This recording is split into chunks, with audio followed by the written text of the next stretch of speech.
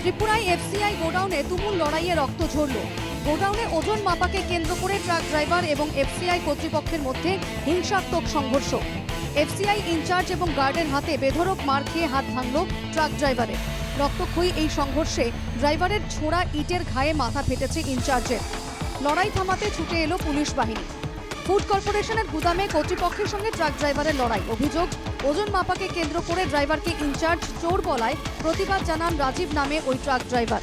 অভিযোগ, তারপরই তাকে মারধর করেন ইনচার্জ। সে সময় রাজীবকে মারধর করেন সেখানকার গার্ডও। রাজীব গাড়ি লিয়া খাটা তুলছে, খাটা তুটার পরে ইনচার্জে তারে সুর কইছে, সুর করার পরে কইছে মুখ ঠিক করে কথাবার্তা হোক। এই কথা পর্যন্ত শেষ। এই কথার তনে ঠেলা ধাক্কা আরম্ভ করছে তারে ইনচার্জে, মারছে দুইবার করে মারিয়া মাটিত ফেলাইছে।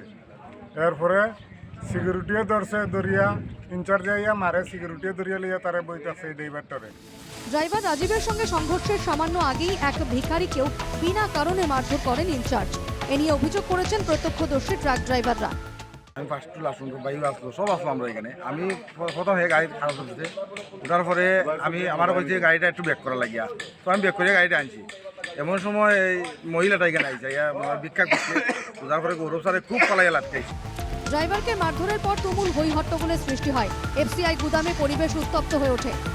খবর পেয়ে পুলিশ গিয়ে পরিস্থিতি নিয়ন্ত্রণে আনে। ধর্মনগর থেকে অয়ন নাগের রিপোর্ট, NK টিভি বাংলা।